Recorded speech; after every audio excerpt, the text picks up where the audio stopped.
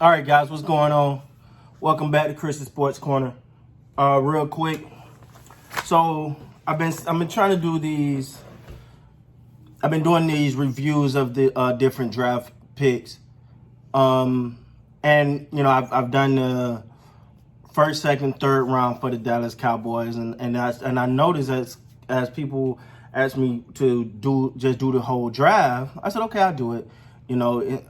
If that's what people want, I'll do it. Get my analysis on them. But I noticed I also started one with the Baltimore Ravens, so it was like, hey, finish that too.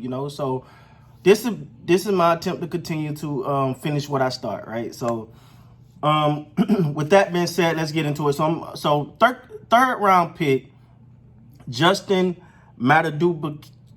I can't pronounce that last name. All right. I tried. I couldn't get it. But whatever. Here's the thing about this young man. Let me say something.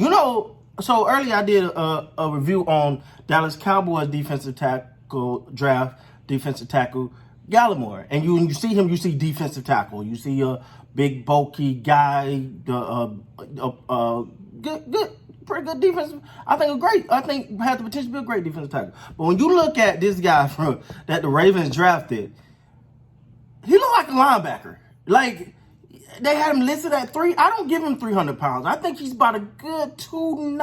Not. This is the thing. This is why I say this. He plays like a linebacker. Like, I don't see him as a big run stopper. I see him getting a lot of sacks. I see him causing havoc up the middle.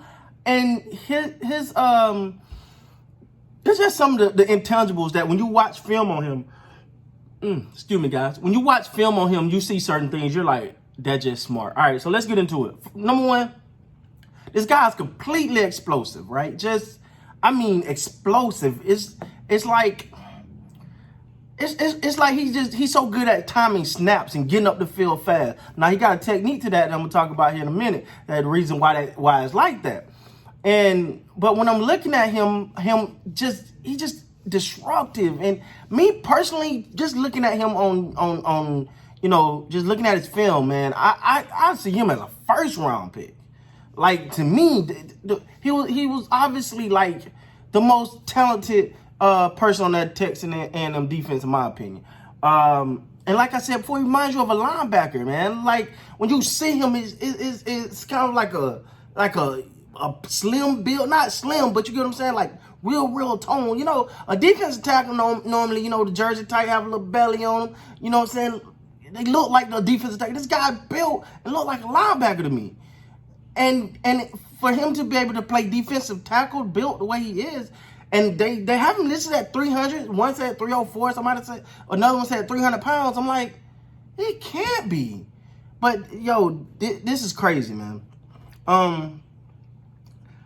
His first step, his get off the ball, like I said, is amazing. Now, let me tell you, when I say the technique, he is very good at hugging that line of scrimmage. Like, when the offense and the defense normally line up, is like, you'll see the line of scrimmage and you'll see some, kind of back away. He pride himself on being as close to that offensive, as close as possible, which in my opinion gives him the advantage, right? Like, if I can hit you so fast without you really getting the ability to move, because I'm right there. When you say go, I'm gone. The minute you say hike, I'm gone. Right? He hugged that defensive line. I mean, the line of scrimmage just tight enough. I will say I do think he's gonna get 1 or 2 offside. I can see them coming in the future, but I don't think it'll be. I don't see it being a problem. But he hugs it so tight that it's like he's there immediately. To me, it's genius. I'm like, why ain't everybody do this?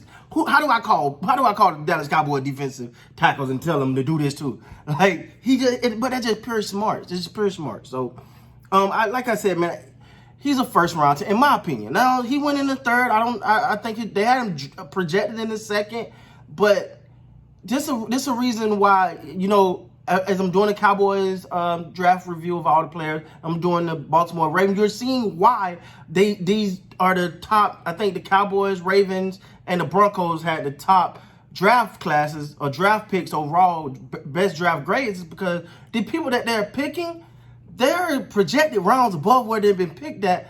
And it's like, these scouting departments did an amazing job, because to me, Justin is just, I don't know, man. I don't know how he's a defensive. Well, I know why he's a defensive tackle side, but he plays like a linebacker. And to me, he's coming to get a sack, though. Remember that. I don't see him coming to stop runs. He's coming to get a sack. And when you think about that, that's crazy, man. That's crazy. Like, he was obviously considered by many the best defensive player on Texas A&M, but he was also the leader on that defense. And from everything I've seen, I think his leadership quality is going to go very well in Baltimore, mainly because, you know, Baltimore is one of those franchises right now that they're like about business, but they're not uptight. You see what I'm saying? Like, it's like they're about having fun and winning. Well, you know, you got some organizations, i.e. the Patriots, that are like strictly shut up and just play. Don't you be happy. You just come in. It grinds on you after a while. That's why when you see Tom Brady in Tampa, they're like, oh, Tom is so loose. Well, he's from up under that regime. I can't complain about the regime. The regime, how many championships they got? How many times they been to the Super Bowl? It works. But to me, I think his leadership, Justin leadership gonna fit. His leadership style gonna fit in, because I think he's a man. He's a man amongst men, and it's gonna be great. And lastly, man, if you watch some of his highlights, you see his interception. This man got a nose for the ball. Like, some people just got that innate ability to locate the football, right? Like, you got some that are looking around like, where's the ball? But not him, man. He kind of know, and you can tell he do a lot of film. In my personal opinion, look like he studied a lot of film, and he knows the offensive lineman tendencies. He learned their weaknesses and try to exploit them. I got the man as a first round talent, man. But for me, the thing that really blows you away about him is he's a defensive tackle. I don't see 300 pounds in him, but I think that he's built like, in my opinion, a linebacker. But for him to be even at the size he is, for him to be that way is amazing, and to be as dominant that he is, and he pops off the screen. Like, when you watch them, you know him. Like, you just sit down and you watch them play, you watch his snap, you're gonna see him, and it just, you know. He just worked. You can tell he worked on his intangibles. He worked on, hey, how do I get as close to this line of scrimmage? No, I don't want to go over the line of scrimmage, but how do I get as close as possible?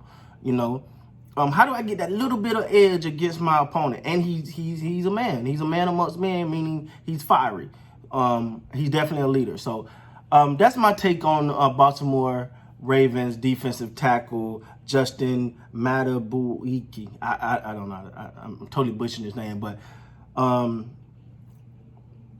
I think his name, I'm gonna start calling him Just Mad. Like, get it? Justin Madubike, Just Mad. Yeah. But anyway, man, yeah, the guy's great, and I think Ravens did a great pick with him. And you add that they also signed Calais Campbell, and yeah, Ravens did it again, man. With that being said, guys, please like, comment, subscribe to the channel. Until next time, you guys be good, man.